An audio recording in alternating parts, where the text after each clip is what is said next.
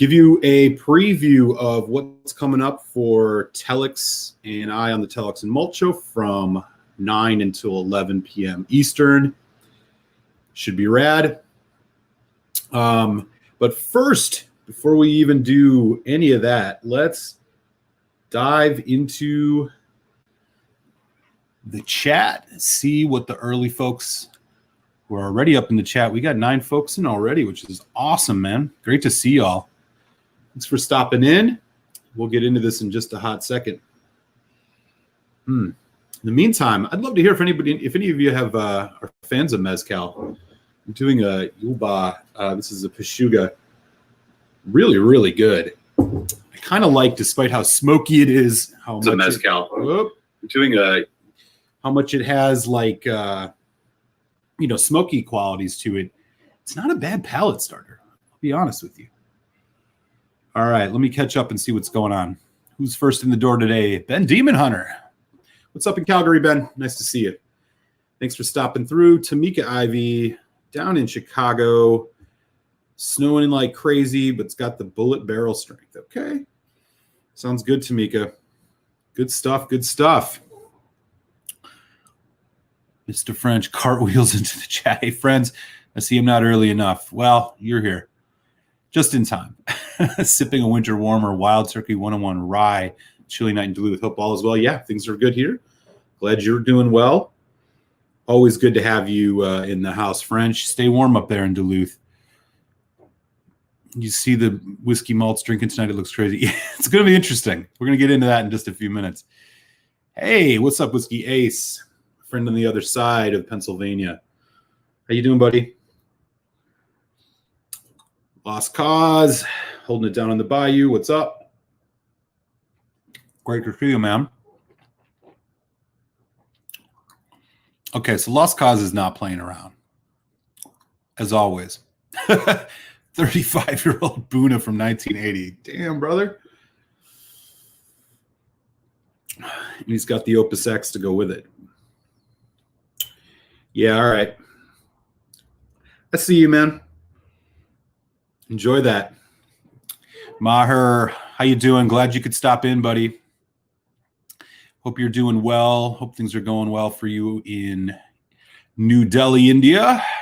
T Squared, what's going on? How are you? Scotland's in the house with the whiskey friend, Alan. Cheers. Salancha, how are you?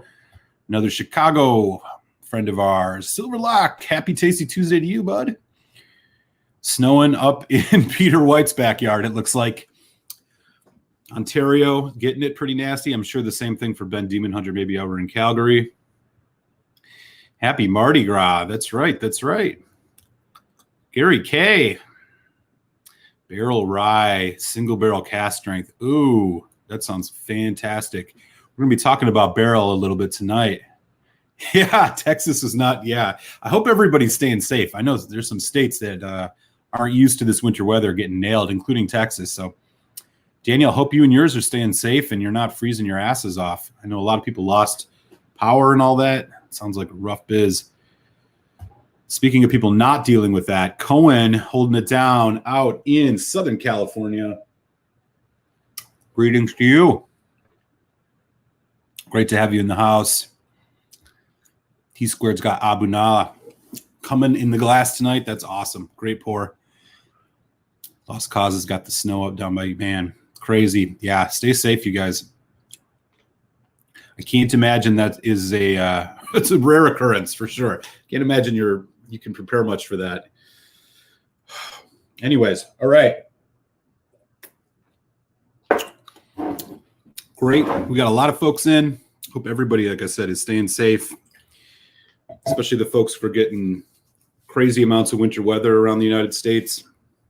Let me set things up for what we got going on tonight. So it's Tasty Tuesday Happy Hour, as you know, every Tuesday at 8. If you haven't yet, hit subscribe. I'm actually only 2 subscribers away from 700, which is super cool. Just noticed this today. So if anybody happens to be tuned in and not subscribed, you know what to do. I'm going to be getting a little weird tonight. I feel like every once in a while, I want to try something that's just totally off the wall. Not going to, whether it's crazy finishes, interesting different cask maturations, just something that's going to be kind of a jolt to the senses. Sometimes you get a little tired, what do they call it? Palate fatigue. Your same old kind of bourbons and scotches and stuff like that, despite how much diversity there is. So I got something really interesting to try tonight. I'm not sure what to expect out of this. So we're going to crack this open in just a few minutes. This is called Armida from Barrell. And this is what's going on with this one. There's this is bottle number 2008-23. It is 56.77%. It is a bourbon whiskey finished in pear brandy, rum, and Sicilian amaro casks. So this is going to be like absolutely crazy. I don't know what to expect. They just for folks who don't know about Barrell, they don't make their own stuff. They just bottle it. They buy basically whiskeys from different distillers. A lot of it comes from Tennessee, George Dickel. And basically they marry them together. They release different bourbons. They release rye. They're actually doing rums now too, but they've got a couple of these that are just these really off the wall experimental type bottles. And so I'm really looking forward to getting this in the glass, which I'm going to do right now. So we're going to check this out. I'm going to get this in here, let it settle for a few minutes. Lord knows what to expect on this. While we're doing that, I am going to, at probably about halfway through the show tonight, I'm going to be checking out a sample sent by a friend of the show, Michael. It is another Balcones, and I think this might be the last of the Balcones samples for a while. This is Balcones French Oak, 61.9% ABV, so that's going to be intense. So we'll get into those, and then Telex and Malt Show tonight. We are heading to the Highlands of Scotland to do some tastings of Glengoyne. We're going to be tasting the Glengoyne Teapot Dram, which is an annual distillery release. And then in hour number 2, we're checking out the Glengoyne 21. So hang around for that. It's going to be a lot of fun. We got 3 hours of whiskey chat ahead. Kick back, get yourself a nice pour. Let's get after it. Before we get into this barrel release, I wanted to share a little bit of info with you guys. I saw today, and I'll drop the link in the chat if you folks want to look at it. So I'm not sure how familiar everybody is with Japanese whiskey, but basically there has been no actual definition of what Japanese whiskey is. So in theory, a lot of things could be called Japanese whiskey.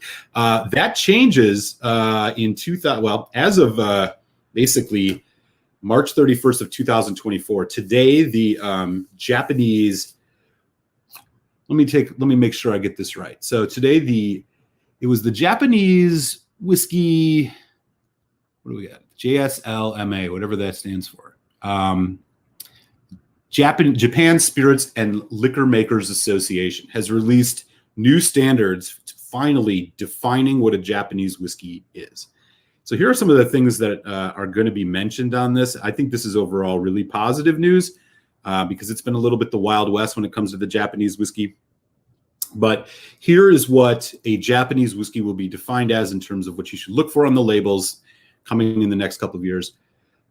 It must always use malted grain, but it can include cereal grains as well. Water has to be extracted from Japan. The entire fermentation, distillation process must happen at a distillery in Japan. Must be distilled to less than 95% ABV. Must be aged in Japan in wooden casks of no more than 700 liters for a minimum of 3 years. So very similar to Scotch, right? Doesn't need to be wood harvested in Japan, but it basically needs to be 3 years minimum aged, and it has to be on literally the islands of Japan. Bottling must take place in Japan as well. It must be at least 40% ABV. And maybe the only other thing that is kind of a bummer is caramel coloring E150A can be used. So really what the Japanese JSLMA, I'm not going to repeat that whole thing again, have done is, Scotch whiskey was really the inspiration for a lot of the Japanese distillers in the first place. They have taken a lot of their cues and style from Scotch whiskey. So it is not a surprise to see that a lot of the new rules on what constitutes a Japanese whiskey follows quite closely what we see with a lot of Scotch whiskey. So This is good news. I think it'll ensure some integrity. It'll be great for us as consumers who maybe like to buy Japanese whiskey when we can afford it because it's crazy expensive these days. Just to know kind of what it means to have a Japanese whiskey. So yeah, drop the link in the chat. Check that out if you're interested in reading a bit more about this. But pretty big news and pretty positive. So we will see where things go from there. So I thought I would share that with everybody quick, as it definitely got my attention today. Okay. Let me catch up quick on the chat, and then let's get into this Barrell Armida. Lost Cause says, I like the Dickel juice. Flintstone vitamins. Yeah, definitely. Daniel has enjoyed the Armida. Cool. Good to know. Gary is a fan of Barrell. Yeah, I agree. Barrell's been one of these that I'm starting to get into a bit more this year. I've picked up a couple bottles. I have the bourbon batch 27 and 26. I got this Armida. I got a bottle of Dovetail, which is another interesting finished barrel whiskey, which I may do a review of some point in time soon too. So, and then I've had a Canadian rye cask strength of theirs for a while, which is really, really tasty. Daniel says he loves the Dovetail. Favorite release from Barrell every year. Very cool. A lot of people loving the Dovetail. Awesome. I got a sample of Barrell today. Not sure which one, but it's downstairs. Oh, right on. Alan, I'm sure it's a good one. I'm sure people are making sure you get some tasty stuff. Loving the news about Japanese whiskey. Yeah, definitely interesting. Ooh, Glengoyne 25 review coming on Monday. All right. Good to hear. Yeah, it's going to be interesting. Cohen says the Japanese whiskey prices will go up even more. Yeah, I mean, quite possibly, right? I wonder who's really going to be affected a lot by this. I know Alan said Nika. That makes sense. So Relax said copy. Yeah, I'm wondering what it's going to do too. It's probably a little bit tough to say, but I wouldn't be surprised if that's what happens with it. But in any event, it's got some integrity in it, so that's good. They abused Ben Nevis for years, hoping Armida dethrones the Dovetail. Yeah, we're gonna find out in a second. What's up, Mike? How are you? Good to see you, man. I think I just missed. All right, I think we're almost caught up. Top Shelf Dustin. What's up, Dustin? I don't get why they must use malted barley in there, but for Nika, they'll use the term on everything but the straight from the barrel. Sure. Yeah, that makes sense. Good to see you, man. Hope you're doing well. I don't know how the weather's been over by you in Ohio, but hope you're staying safe. All right, so let's check out this funky stuff. Again, so this is Barrell Armida. Like I mentioned, Barrell, they just bottle stuff and basically marry different whiskeys together. This one, there is no age statement on it. It does, and usually with Barrell, it'll tell you, like with the bourbons, there's like a 14-year-old and a 13-year-old, an 11-year-old, 9-year-old. Sometimes you got to look it up online. They don't say much on this one. 56.77% ABV. And again, the finish on this is pear, brandy, rum, and Sicilian amaro casks. I don't know what the hell to expect from this. It's going to be interesting, and hopefully will help with my latest fight with palate fatigue. Anyways, here's the color. It is natural because it's a bourbon. It's pretty nice.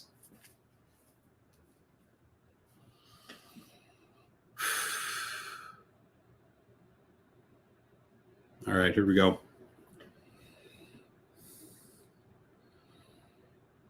Nose on this isn't bad. It's actually quite, wow. Actually get a lot of the bourbon notes. There's a lot of oak spice, surprisingly. Fruit, like orchard fruit too.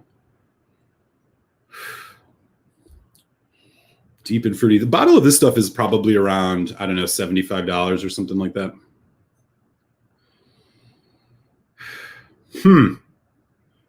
Surprisingly on the nose, it is mostly kind of traditional bourbon notes. I'm not really picking up any of the rum. There is a bit of a dark red fruit kind of bitterness, which makes me think of like Campari, which is probably the Amaro, but It's a little bit in the background. All right. Well, let's give it a taste. Cheers, y'all. Happy Tasty Tuesday.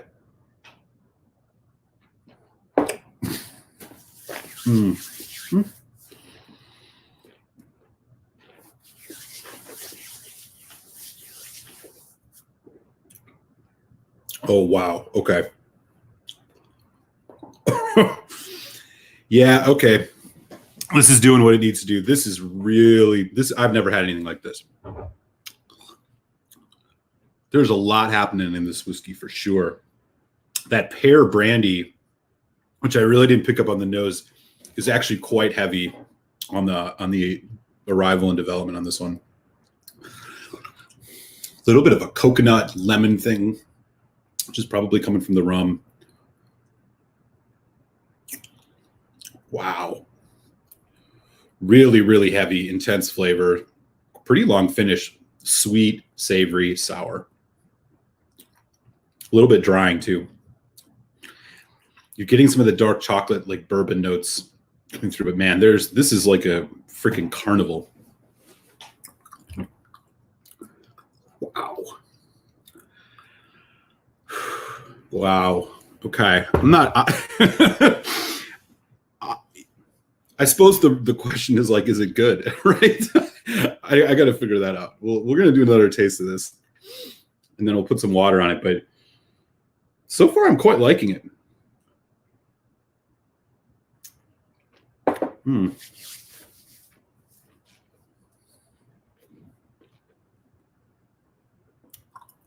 me know in the chat if anybody's had this before. Wow.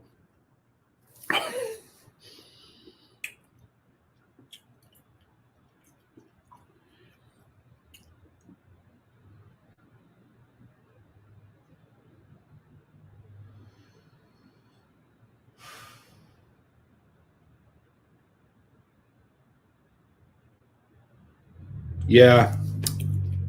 I'm really just kind of stunned by this. It's all over the place. But it seems like they've done a pretty good job with all these different finishes in one barrel, one bottle, that is. It's actually somewhat balanced. Nothing's really overpowering anything else. The pear brandy really comes through on the palate. I'm not even picking much of it up on the nose, as I was mentioning. But you get this really nice kind of, it's a very syrupy pear. You know, if you've ever had those pear, like this Del Monte fruit cup type things, you know, the pear, it tastes similar to that, just not as sweet. And then you get this nice kind of drying, like red cherry, which I think is coming from the amaro. And it's all just kind of working well with a, you know, relatively oily bourbon. I mean, it definitely wakes up the senses for sure, which is exactly what I wanted it to do. This is going to be a fun one to drink over the course of the next couple months because I'm really going to be interested to see what happens with this. You do get just a quick note of the rum too. There's like it's more on the, just a kind of a coconut, slight molasses note. It's there, man. A+ for creativity. I'm not sure if I could have more than like 2 or 3 drams of this before I would probably get a little tiring. But for a change of pace or something fun to pour for your like whiskey friends, man, this is a good one. It's really interesting what they're able to do with this. I have yet to try the Dovetail, which I know has a lot of other really funky finishes in it as well. So I'm going to check that out. So is this a buy it? Borderline. I'll do a full review of it eventually, but this is definitely worth trying. If you like bourbon and are suffering from palate fatigue or are literally just wanting to try something really experimental and off the wall, like this is the way to go. They've done a really good job with this. The nose is just getting more and more interesting. I'm going to do a little bit of water, though, just to see what else we get on this. Yeah, let's see what else is up here.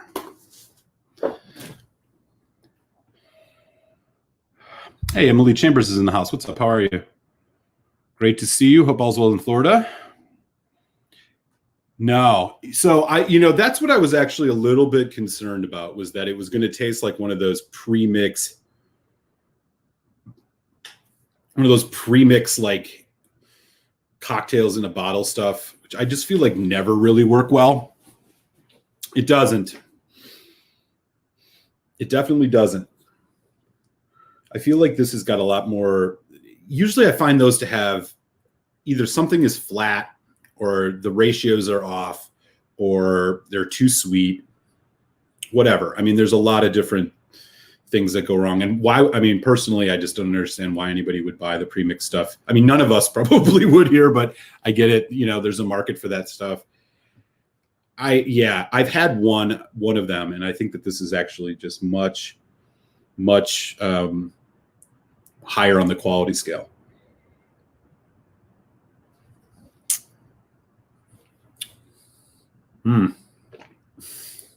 Wow.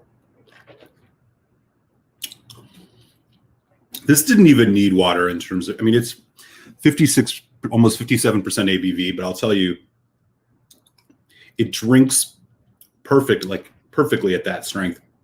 Water's actually made it a bit edgier. I think the amaro comes out a lot more now. You're getting more of those sharp bitter notes. But again, just incredible mouthfeel. It hangs around for a long time. Just a lot happening with this.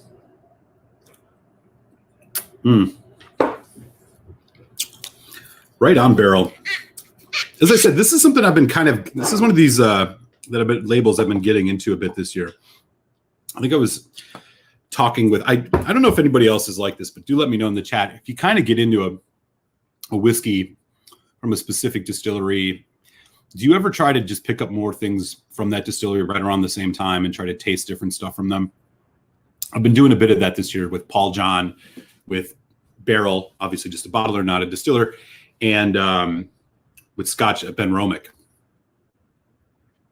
Let me just catch up. No, so it doesn't say where it's distilled. I do know, basically, based on looking around on the internet, a lot of this stuff is distilled in Tennessee, which I think is distilled at George Dickel.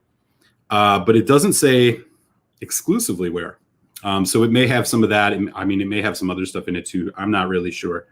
This is one of those. Yeah. Oh, no, it does. I lied. I'm sorry. It's just in a different color. It is distilled in Tennessee.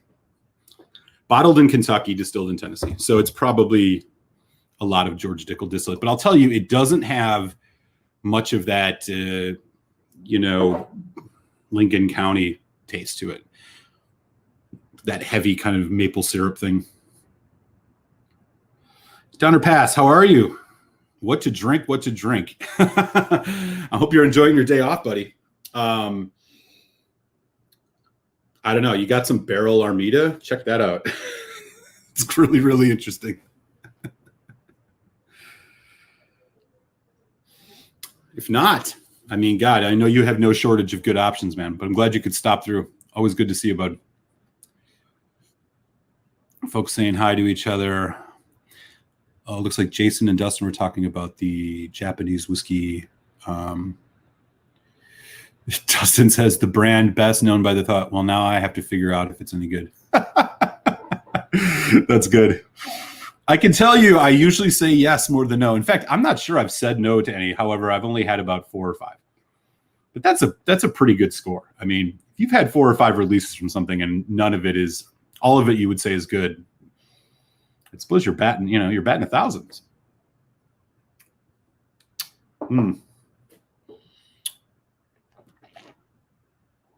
Yeah, for sure. I mean, I stayed away from them for a while when they first when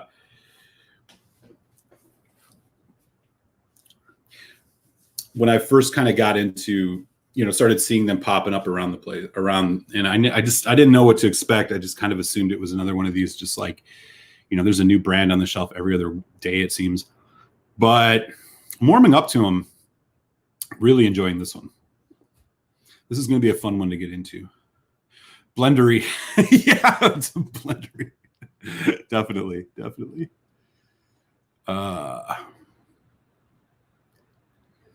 Good to know. All right. Get what's up there. All right. Let me just catch up here quick.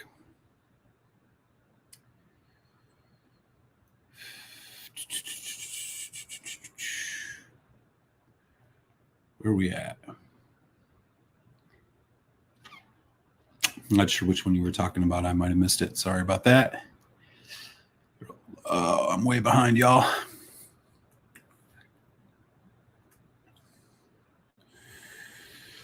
So far, I've not said that is exactly the barrel experience. So far, I've not said yes. I'm not sure which one you're. Not sure which one you're talking about. Whiskey Ace just poured the Jack Daniel's Barrel Proof Rye. Good pour.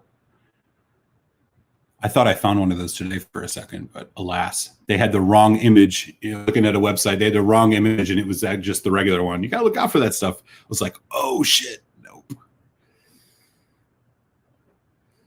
Which is a bummer. Once I don't get caught up in whiskey title names from any place, names and titles don't signify good whiskey. Fair point. Fair point. Names aren't meant to signify quality. They're meant to signify style or origin.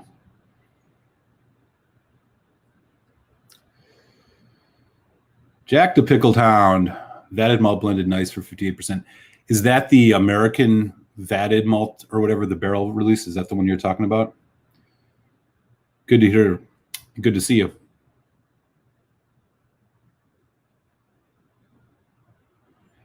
Top Shelf Dustin says, didn't like my barrel bourbon I bought, but I've liked some samples I've had. I don't even still know if I like Dovetail.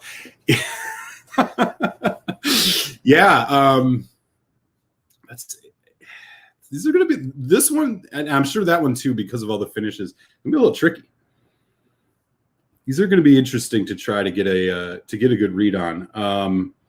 I'm definitely enjoying this, and kind of like as I set it up, I bought this just because I was really looking for something interesting, something off the wall that kind of handle some of this palate fatigue I've been having. And so far, mission accomplished. And honestly, this is just going to be a fun bottle to have around. This is going to be one that comes out when you have a couple people over and you've had 7 or 8 pours. You're like, you guys got to try this wacky stuff. And wacky it sure is. I bought a bottle right before last year. Oh, you're talking about... Yeah, I can't follow it. I'm sorry. I might have missed that one, Daniel. My bad. Andrew Page. Glencadam 21 arrived today. Opening it up now. Right on. Yeah. Yeah, Glencadam 21. For folks who might have missed it, last week, Telex and I did Glencadam 13 and 21, both of which were really fantastic. But the 21 is a standout. One of the better single malts I've had for this year for sure, if not in the last 6 months. And it reminds me of Enoch 24 in a lot of ways. They're really well priced. They're priced at what 21s and 25s were priced at 5 years ago or 3 years ago even, and really high integrity. They're both non-chilled, natural color, 46%. A lot of complexity, crafted malts for sure. Let's hope they stay that way. It's good to have some alternative distilleries to go to when the bigger, well-known brands seem to be increasingly getting incredibly expensive. Enjoy that Glencadam 21, man. That's an awesome, awesome pour. Do it.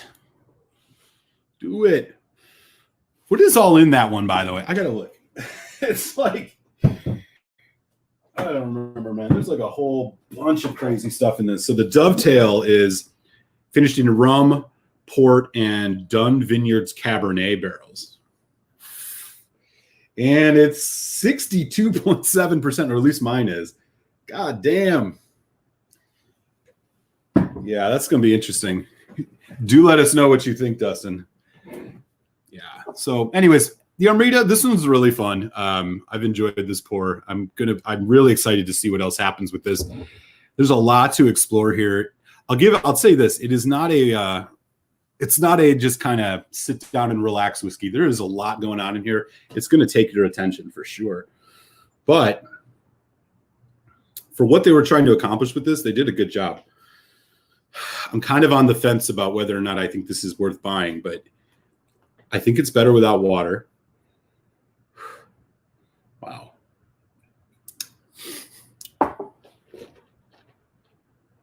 I think there's, what I saw online is there's like, you know, a couple like 13-year-old bourbons and some other stuff in it. They really get down and granular with their marriages. I know that. And they look at yeast, they look at the different barrels. They try to, they find different profiles to mix together. So it's, you know, they'll look for like the barrel batch 26 that I have, the bourbon, for example, they like looked for like more fruit forward dominant bourbon to mixing with some other stuff, et cetera, et cetera. They seem to be having a damn good time. It seems like a fun place to work. Should try to get a gig there. I'm going to have some dovetail too. It's the only barrel I have. Well, the 2020 and 20. Oh, you got two. Very cool.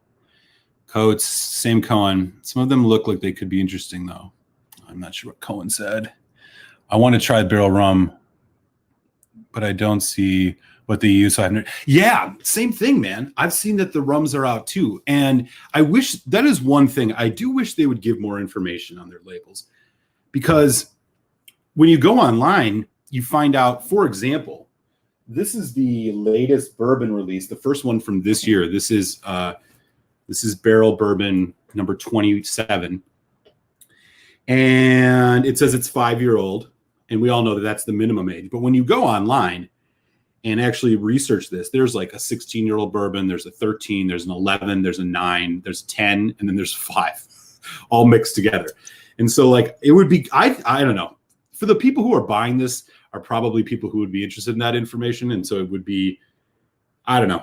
I mean, it would be great if they could have this info on here, but so it goes. Yeah, the rums I feel like I'm interested in buying too. I know that they've got like a Jamaican one, and then they have, there was one other that I saw.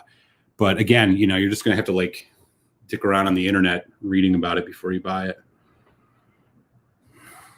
All right. Cool. Well, bottom of the hour. So yeah, we uncorked a Barrell Armida. Really, really fun bottle. It's doing the work that I needed it to do, which was get my palate to wake up a little bit. Because I wasn't going to take a break off sampling whiskey. I mean, what the hell? In the meantime, I'm going to get this. This is the Balcones French Oak 61.7 ABV. I'm going to get that in the glass, let that settle down. Just to give everybody a reminder, we are going to be tasting on the Telex and Malto tonight. We're doing Glengoyne. So we're going to be tasting the Glengoyne Teapot Dram. That is batch 7. And then in hour number 2, we're going to do Glengoyne 21 years old. So that should be a lot of fun. As always, I will drop the link in the chat for folks who can join us.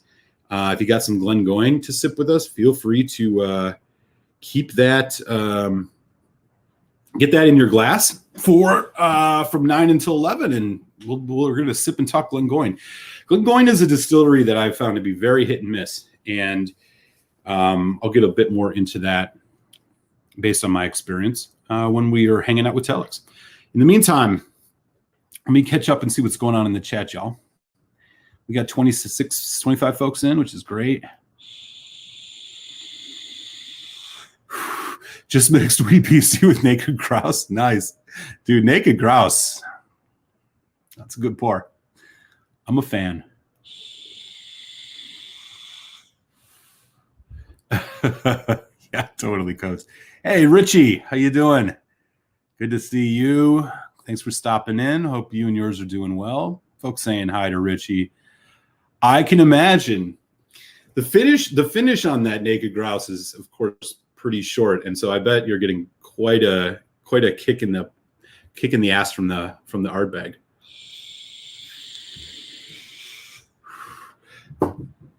The wee beastie didn't quite do much for me, but it does seem like it would be great to mix with like a low ABV sherry. You're making basically like a watered down Ugadal, hopefully. No, maybe not, but something like that. Speaking of Ardbeg, I got my hands on a really cool one. I don't know if anybody's had this one before. This is called Ardbeg Day. This is, I think, the 2012 committee release. And I poured a little bit of it, speaking of Ugadal, and it tastes just like Ugadal, but maybe not as good. It's also like an ex-bourbon, ex-sherry. I was actually kind of surprised, and the Ugadal was on the market when this came out. So I don't know if anybody has had this before, and since we were talking Ugi, would make this make that comparison, but that is very similar to what I was getting off of it. Anyways,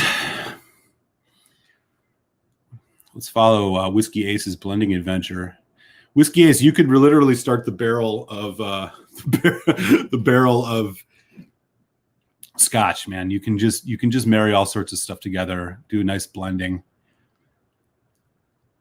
Pete's really coming through, he said. Folks saying hi to each other. Had to restock Glengoyne 12.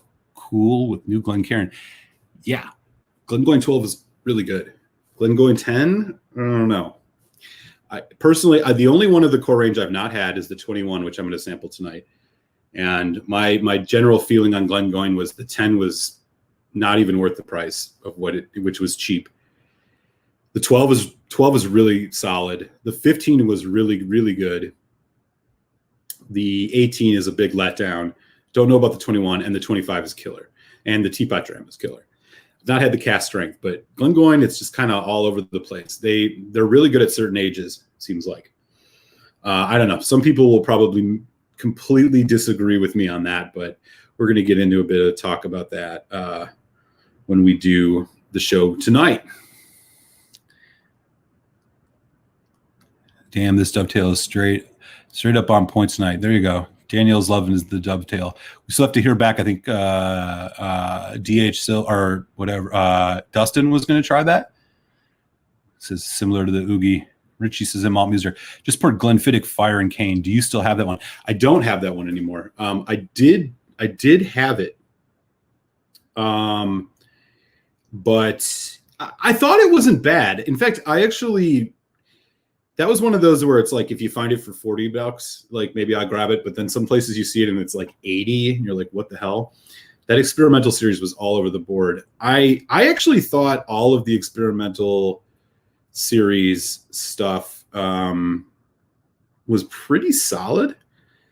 I thought the Project X, the Project 20 or whatever was probably the best. I didn't have the Winter Storm, but yeah, I'd be curious what you think about that one. I do feel like I expected the Fire and Cane to be worse than it was, if that makes any sense. Let's see. Jason Coates disagrees with me on the Glengoyne 10. Yeah, you're not the first person to say that either. What is that Cavalan in the top right? So that is a single cask Oloroso pick from someplace. Yeah, let me look. I don't remember. Yeah, so this is it's a sherry cask strength barrel select from 59.4% ABV. It's a bottle 124 or 421. So yeah, this was a cask pick. Really good. Little disappointing on the finish. Obviously this one doesn't have an age, and given the climate there, probably the age wouldn't really matter vis-a-vis comparing it to Scotch ages, but good stuff. Little light whiskey with an alcohol punch to my bits. I don't dislike it, but yeah, it's just alcohol and more alcohol. Oh, you're talking about the dovetail. Okay. Dustin's no fan of the dovetail. I had the 10, 15, and 18, but frankly, I wasn't really a fan of any of them. 15, yeah, the 15 I thought held its weight for the cost, but Glengoyne, and I think you're going to hear the same thing from Telex tonight. Glengoyne seems to be notoriously in agreement about how light, just like unbearably light Glengoynes can be. I thought the 18 was just so watery. However, I don't know what to expect from this 21 as I've never had it. That it's not the case with the 25 because that's 48%. But I felt like the 15 had a bit more depth and body to it. Obviously, the teapot dram is an exception because it's cask strength. But yeah, I kind of feel you. This is a revisit, seeing if I still like it. Yeah, I'd love to hear, Richie. You know, I don't feel like those Glenfiddich experimental bottles were all pretty good. I thought the IPA cask, I bought it. It was cheap. It was like $45, and I bought it expecting it to be just like overly, you know, like any flavored whiskey would be like, this is just some throwaway thing. But they actually did a really good job with it. I mean, for what it was, I thought they did a great job.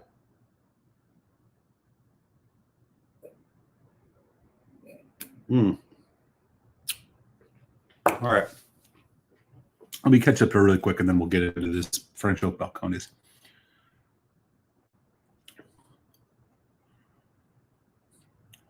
Top shelf. Just the Cavalin's 10 years old. Okay, well, there you go. Thanks.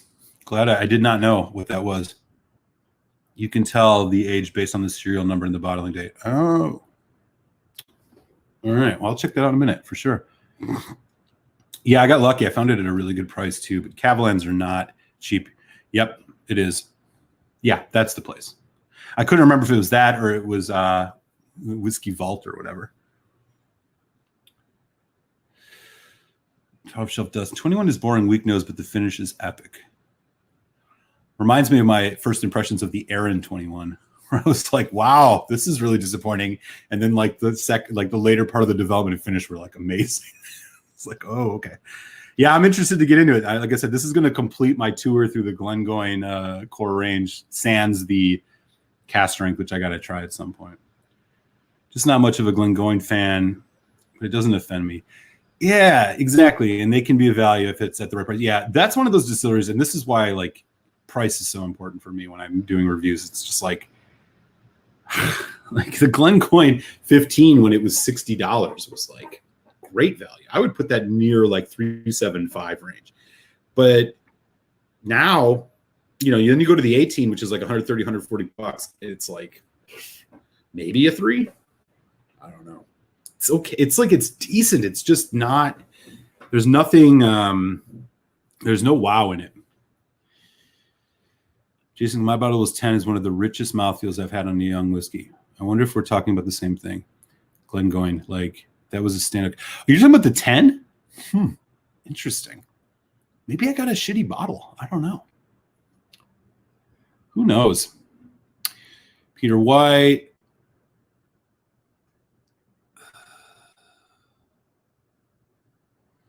Hunker down. Cohen said 3 or 4 different dovetail. Okay. Cohen says I only want teapot dram. Dustin says 18 over the 15. You know, to each his own on that one.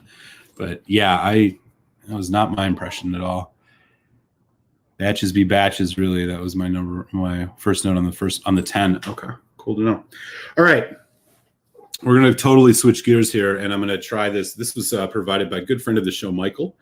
And this is a fucking, look how dark this is. This is Balcones. It's a Texas whiskey. This is a French oak, 61.2, or what is it? 61.9%. Jesus.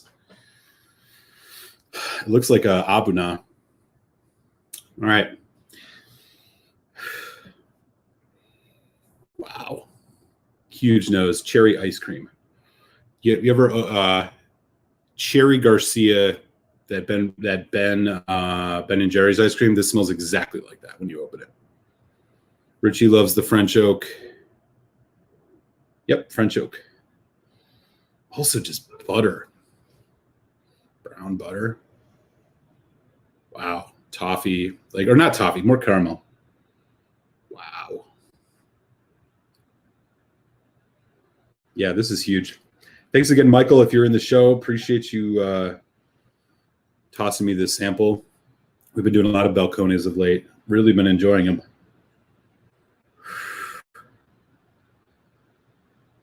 He said it's a 10th anniversary bottle.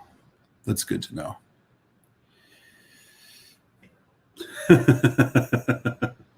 Oh man, we're gonna start a Ben and Jerry's war going on in here. You can't go wrong with Cherry Garcia, but you also can't go wrong with pistachio. Just saying.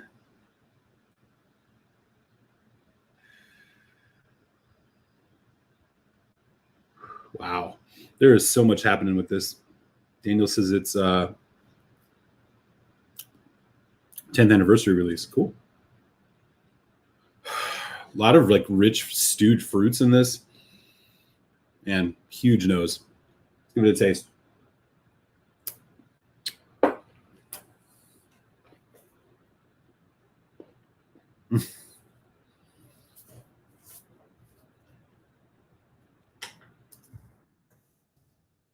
Oh wow.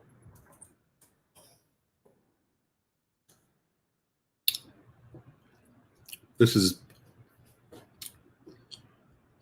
really huge arrival, sweet, oily, full flavor, ton going on. Dark fruit, plum, raisin, slightly raisin, vanilla, caramel, very buttery, gooey almost. Man. And it hangs around for a little bit. I mean, this is a non-age statement whiskey for sure. I don't think Balcones has age statements on anything. But it hangs around for a bit. It's kind of goes into a somewhat drying finish, but you get a nice, like raspberry, a lot of raspberry, kind of just juicy raspberry on the finish. It's like raspberry and dark chocolate. This is maybe the first Balcones I feel like I didn't get the flavor of their kind of new make of their distillate in it. It's really good though. This is one I might have to buy. Wow. Rich. It's got a little bit of a charcoal smoke to it as well. Let's put some water on it. Let me know in the chat. Anybody had this French oak Balcones, or in general, like what Balcones are you guys fans of? I've only reviewed one, which was the Brimstone. But I've had a whole bunch of samples thanks to Daniel and Michael, who've been generous to send me these. This one is going to be up there. I can tell you already. What was the one? The Mirador might have been the only one that I liked a little bit more. Or the Brugeria. Is that it? I don't remember. There's been so many. I have to look back. Wow. Stephen Connor's in the house. What's up, buddy? Hope all's well in Tennessee. Best Glengoyne I've had is a 19-year-old single cask. I'm honestly not a fan of their core range. 25, 27, and 30 are nice, but I did not have any off the shelf. Yeah, you're on the third floor. I'm on the second on that one, buddy. I have not had any of their single cask stuff. I can only imagine how good it is, but yeah, we're going to be chatting about a couple. Have you ever had the teapot dram? Because we're going to be Telex and I are going to be doing that one tonight, along with the 21. So do pour one of those fantastic Glengoynes and join us if you're not too busy.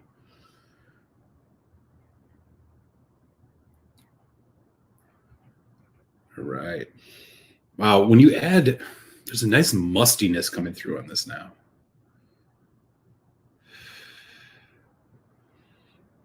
But again, just a nice, the core of this, it's like raspberry, chocolate raspberry with some buttery, just kind of like brown butter, butterscotch.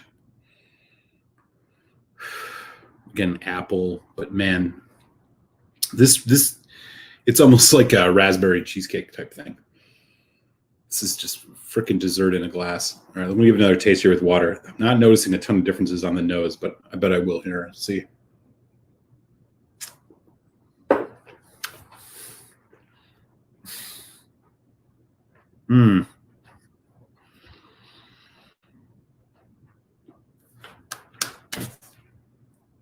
Wow. Huge flavor on this. It's very bold. Again, raspberries. All about the raspberries on this. There is a nice spice kick, though, too. but it doesn't drop off fast, which is what I was a little worried about.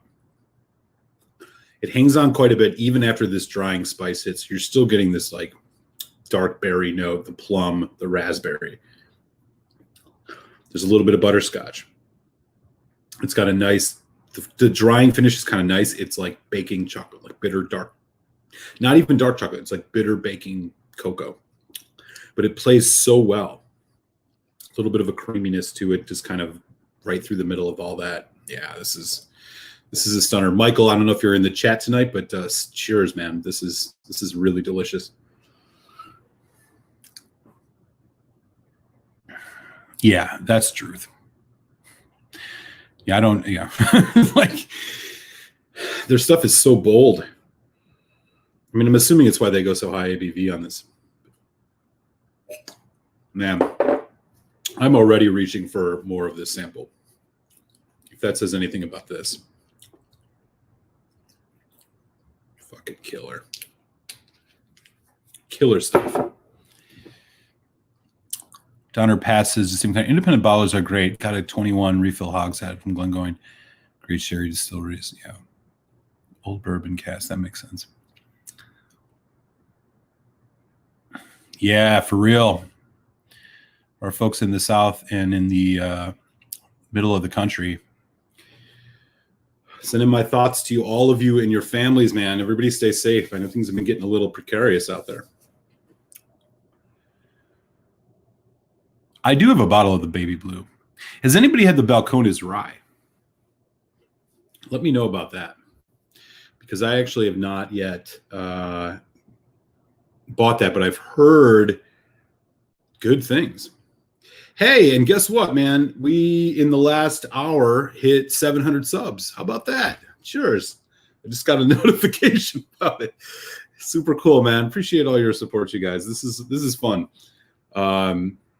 You guys are the ones that make this fun, so I appreciate the subs, and yeah, give it a thumbs up too if you got the bandwidth, if you got the energy too.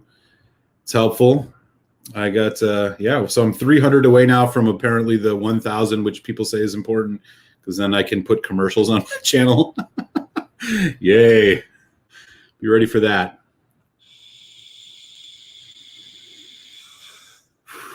Jack, you read my mind.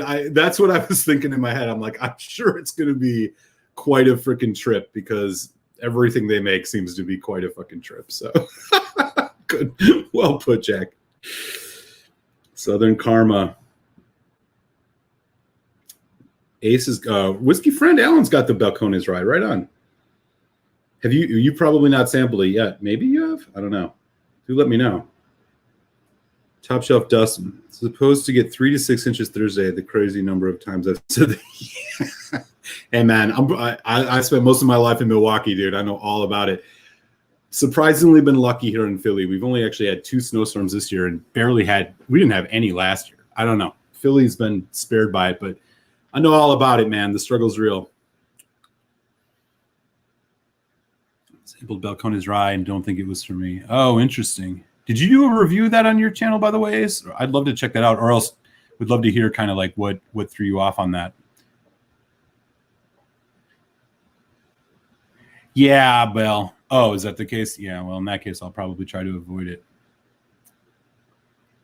I really don't want to. I don't know. We'll see. Insane and intense. James Chang, how you doing, James? Sláinte, man. Thanks for swinging through. 100 Rye is recommended. I have an unopened Balcones Rye cask strength. Nice. Oh, Alan's got a review of that over a year ago. Cool. Good to know, James. I might keep my eyes out for it. It's not very expensive, so I'm not too worried about that. I mean, it's a decent price. Going Balcones, powerful is the Balcones style for everything. Yeah, totally. Molasses, what's up? Happy Tasty Tuesday, bud. Speaking of, so yeah, it's been a really fun happy hour as always. I appreciate everybody's support, and yeah, as I said, it looks like we did hit 700 subscribers, which is really cool. Appreciate that, everybody. We checked out the Barrell Armida, which is the bourbon finished in pear, brandy, rum, and Sicilian amaro casks. A lot of fun. stay tuned. I'll get a review of that up relatively soon, I'm sure.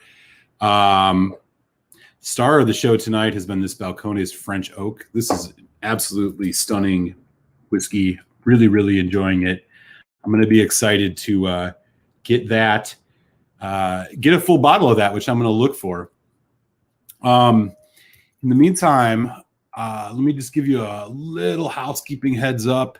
So Friday, I will be dropping a review of the Balvenie Sweet Toast of American Oak. So if you're subscribed, you will get a notification on that. If you're a Patreon supporter, you already have access. It was posted today, so you can go check out the review of that if that is something you are interested in. I'm going to drop the link in the chat for Telex and Malt Show. As I mentioned, Telex and I are doing Glengoyne tonight. We are going to be doing Glengoyne Teapot Dram Batch 7, 59.9% ABV, which I'm quite excited to get Telex's take on. And then we're going to be doing the Glengoyne 21 years old, something very, very accessible here in the United States. So got some Glengoyne or just want to hear about Glengoyne whiskeys? Open up a new browser, get that link in your chat. We got 2 more hours of whiskey talk here on Tuesday, which is awesome. We really enjoy hanging out with everybody, and this is going to be yet another really fun show for Telex and I to dive into some Glengoyne, which, as the chat has shown today, has a little bit of differing opinions about Glengoyne. So we're going to have lots to say about it, for sure. In the meantime, let me catch up and just see what else is going on. Hey, cheers, Richie. Appreciate that, man. Yeah, super cool, right? I was pretty happy about it. I was like, I noticed when we loaded up the show today that I was 2 away, and apparently there were 2 folks in that hadn't subbed. So I appreciate whoever became $6.99 and $700. Thanks, you guys. That's cool. Appreciate it quite a lot. Yeah, how is the fire and cane, Richie? Do let us know. Whiskey friend, I have a Texas whiskey review coming out over the weekend. Iron Root Republic Harbinger. Oh, nice. Oh, hey, speaking of everybody, I'm going to be doing probably later this week. Keep your eyes peeled. I'm going to be doing, courtesy of Daniel, who has sent me 8 blind cast strength bourbons. I'm going to do a live show of cast strength bourbons. I'm going to taste them all blind. You're not going to want to miss this. It's going to be a lot of fun. I hopefully will have a link up with the finalized date and time on that by tomorrow. So keep your eyes peeled for that. That's going to be a lot of fun. Thank you again, Daniel, for the generous samples. I'm going to basically try. I'm going to try and survive 8 cast strength bourbon samples in one night. But basically, I'm going to do 8 and then pick 4 that I think move on to a second tasting, and then I'll pick the one out of that I think is the best. And then Daniel did send an envelope with what they all are, so I'll be able to reveal what all of those whiskeys are when we get the opportunity. So that should be a lot of fun. And I think Daniel said he will, if folks are in the first couple of minutes, I'll turn my chat off, and he will let folks know what all the whiskeys are. So that's going to be a lot of fun. I don't know what to expect. I'm assuming there's going to be some type of Texas whiskey in there somewhere, knowing Daniel's style, but we'll find out. In any event, lots of fun stuff coming up. Balvenie Sweet Toast of American Oak review will drop Friday. And then, yeah, I'll get something posted relatively soon for folks about the blind cast strength whiskey tasting, which is going to be epic, I'm sure. Here is the link one more time for Telex. He's going to be ready in just a couple minutes, y'all. Again, appreciate everybody hanging out as always. Thank you guys so much for the support. Here's the link for Telex's show, and we're going to be kicking that off in just a few minutes. So I will catch you over on Telex the Whiskey Text channel. And until then, if I don't see you over there and I see you next week, stay safe, be well, wear a mask, and take good care of yourselves. And I will see you guys next time. Happy Tuesday, y'all. Cilantro.